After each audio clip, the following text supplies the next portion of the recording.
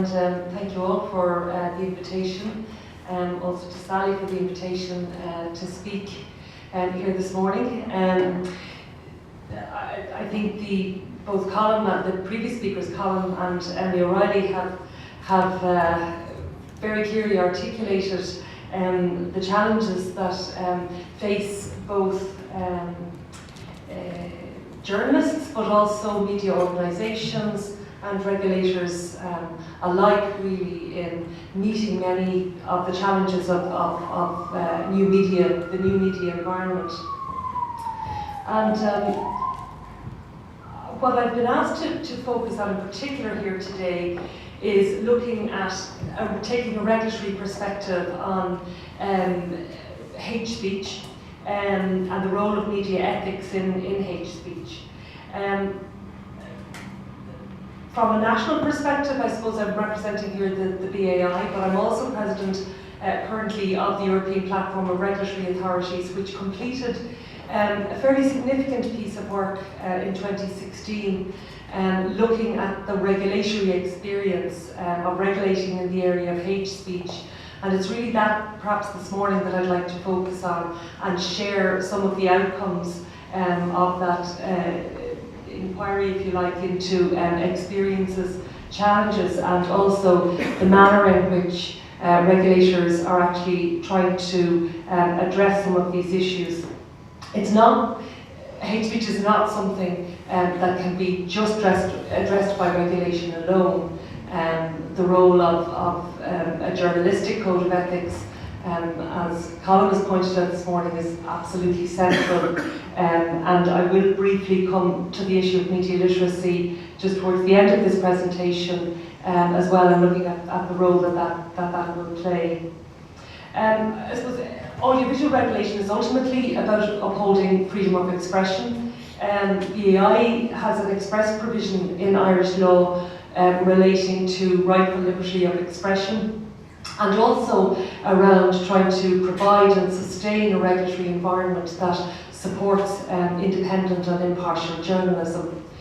EPRA's recently articulated vision is around promoting freedom of expression, as well as a culturally diverse, sustainable and pluralistic media environment in Europe through its support for independent, professional and effective regulation of the audiovisual media. Before I just touch on regulation, I think it is worth mentioning the role and work of the Council of Europe in this regard. One of the problems that's frequently articulated by regulations is the lack of a universal definition of hate speech. But the Council of Europe definition is the one that's very often or most commonly used when dealing with this aspect of regulation. Obviously, the media value system is key to addressing hate speech, and Council of Europe encourages media professionals to adhere to the highest professional and ethical standards, most particularly in times of crisis.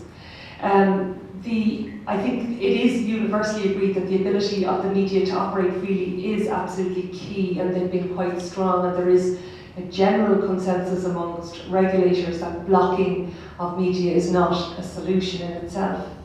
Rather, mechanisms such as fact-based reporting, independent and impartial media service providers, strong PSB systems, legislative guarantees for the independence of audiovisual regulators, transparency and visibility and ownership and control of the media, all assist in dealing with fake news, hate speech, and some of these challenges in reporting in the current media environment.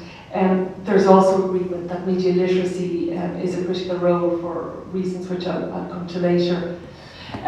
I suppose just to say something about the scope of regulation, the key relationship for regulators is with the broadcasting entities themselves and not necessarily directly with journalism, but we do recognise that regulation impacts journalism, whether through media codes or rules and regulations, through adjudication on complaints, and ultimately through enforcement of with media organisations themselves.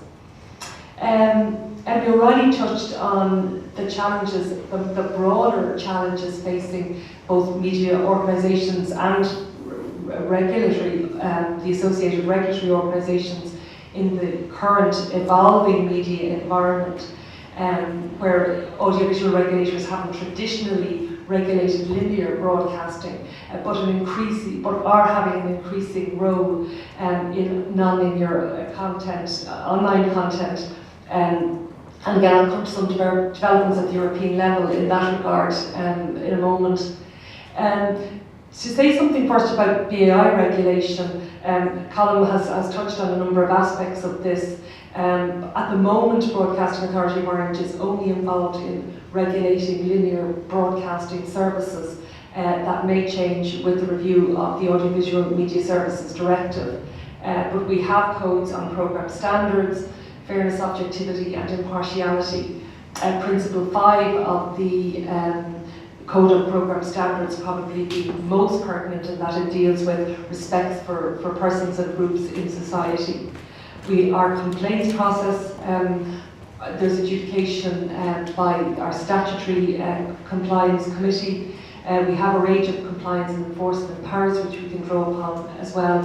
And I will also mention our media literacy policy recently introduced, which I feel will make a substantial contribution to looking at the complexities in helping citizens and audiences to understand their role in the functioning and understanding of media in the current environment.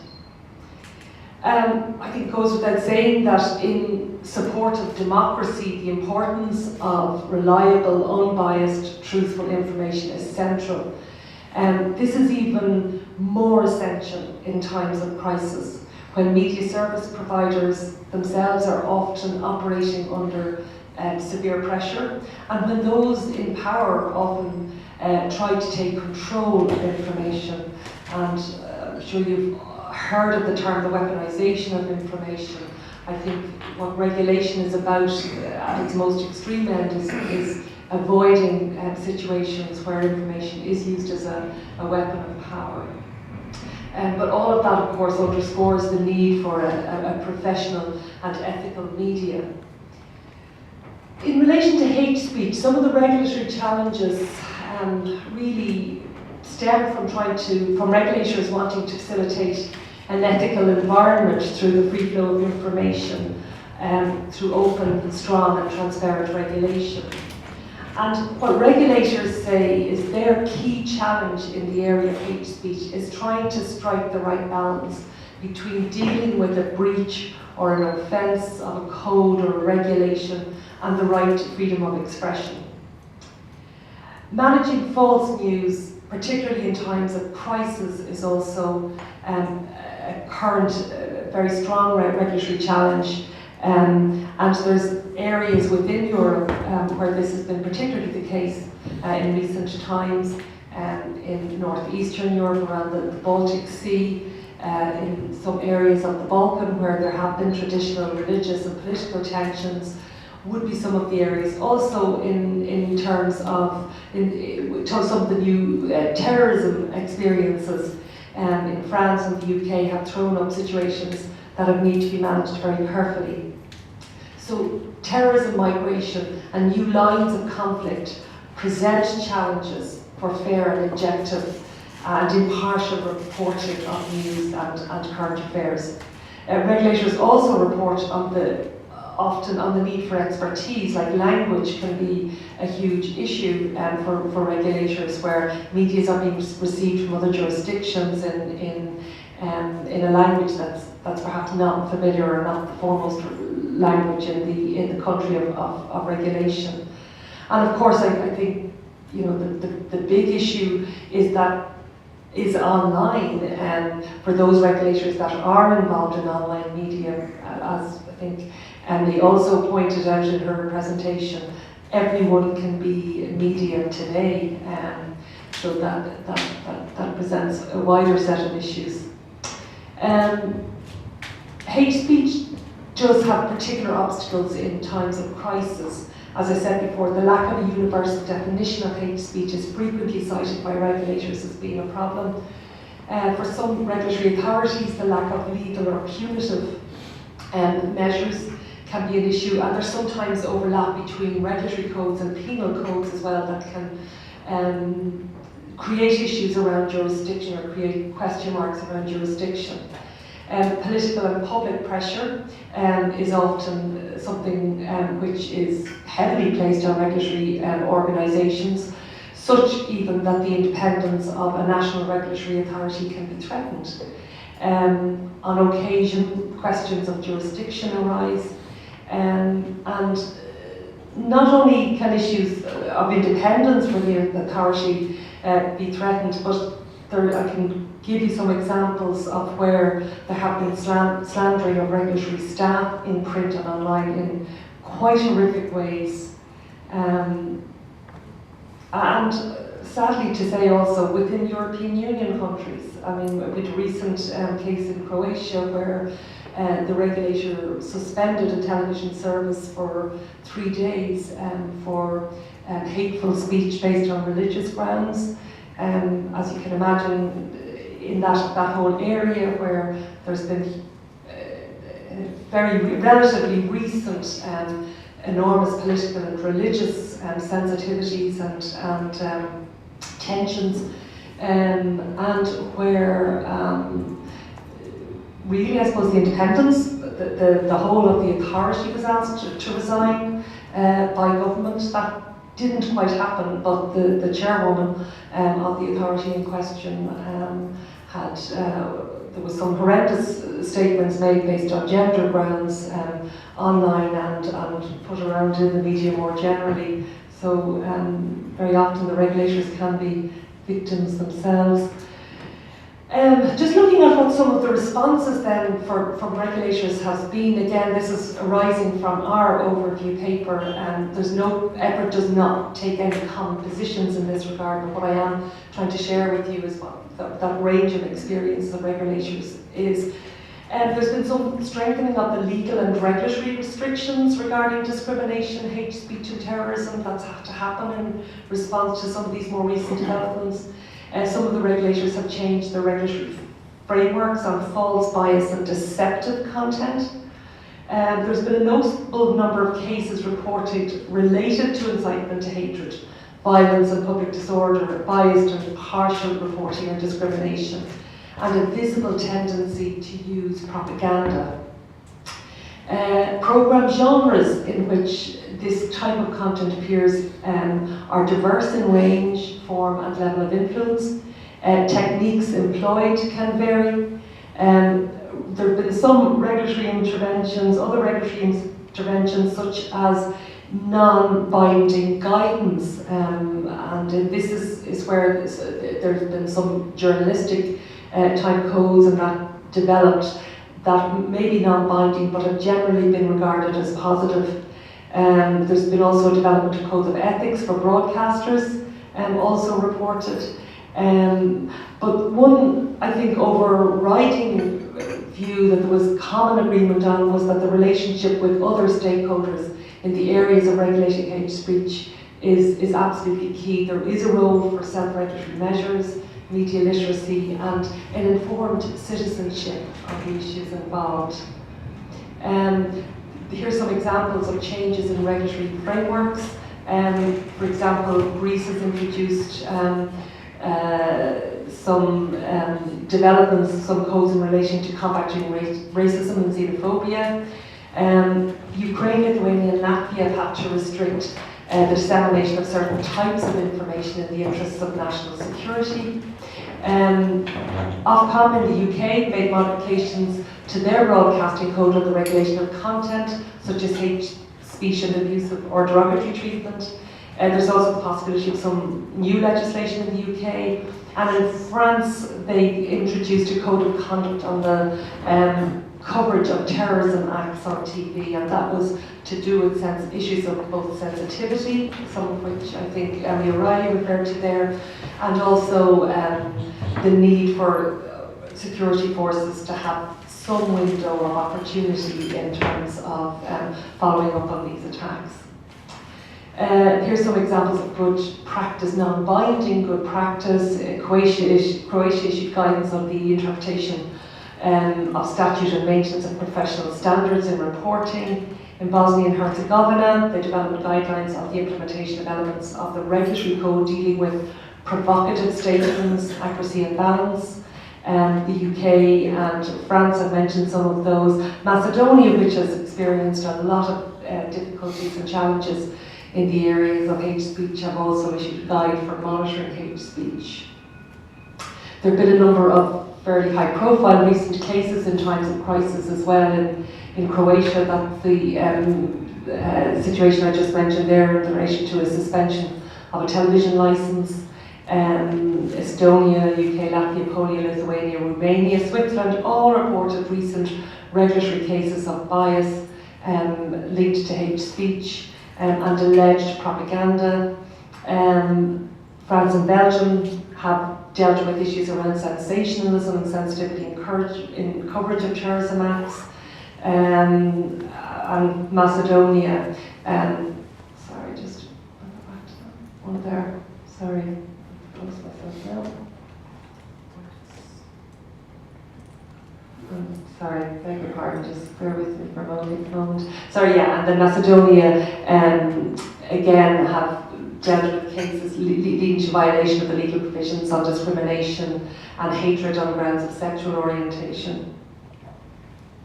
Just some of the, I mentioned briefly there that the programme Genres and Techniques, genres of content go beyond news and current affairs, they go into discussion and debates. They also have been there's been experience of hate speech in religious programme and also in political advertisements in some jurisdictions where that's allowed. Dissemination techniques can vary as well, leaving not just in terms of unbalanced and partial presentation of information and misleading information in offensive language and stereotyping, but also other techniques such as placing importance on a specific paradigm or repetition, presenting something as being an authority or expert perspective, personal testimony, simplification of issues, labelling, grouping and victimisation are also other techniques that regulators are seeing being used in the context of hate speech content. I suppose just you might ask, well, what impact are these regulatory interventions having? And I suppose it is difficult to measure what success is. Some regulatory authorities have report success in stopping the free spread or the further spread of certain types of information. And some NRAs have reported success indirectly with media professionals. What is considered critical is the speed of response by the regulator, the credibility of the regulator, audience familiarity with regulatory codes, and of course, awareness and responsiveness of the media organisations themselves is also absolutely key. Swift and effective response in linear broadcasting, though, I think we have to acknowledge, does push people into the online arena and indeed sometimes into print as well. But that is one of the impacts. So just briefly on EU legislation, there's a review of the Audiovisual Media Services Directive underway. The scope of material falling within the regulation going forward is going to be extended. The extent of that extension is not completely agreed yet, but it will include content on online video sharing platforms, which would include Google, Facebook, YouTube. And hate speech is one of the two key areas to be regulated. Hate speech and the protection of minors are the two key areas of regulation under the new directive in terms of online video sharing platforms. I don't think anybody is fooling themselves that it's going to be easy because of the amount of content and the speed and the frequency of content being uploaded. So there is a role for co- and self-regulatory measures working with the media organisations themselves, and I think that is going to be a central element of the way broadcasting regulators will have to work going forward. And media literacy is also seen as a vital piece in actually in dealing with hate speech under the new regulatory regime. I'm going to just conclude briefly with media literacy, because I think this does make the point. I suppose from a regulatory perspective, broadcasters have been increasingly been given functions in respect of media literacy and a role in enabling citizens to have the skills and the knowledge and understanding that they need to make full use of the full range of media content that's available to audiences today. What is considered central is that development of critical understanding in assisting citizens to identify and interrogate the relative trustworthiness of different forms of content and information. But I think the key piece, and I think this is very much reflected in the BAI's new policy and also our approach, is that cooperation with other stakeholders is absolutely key. And I suppose I will just conclude on that point, that I think in dealing and addressing with something as complex as hate speech, there obviously is a role for regulation, there's a role for penal codes, there's a role for journalistic codes of ethics in all of this. But it is a working together of all of the people who can bring something to this area that will hopefully and ultimately over time enable us to achieve a degree of success in addressing hate speech. So thank you, and I'm happy to take any questions.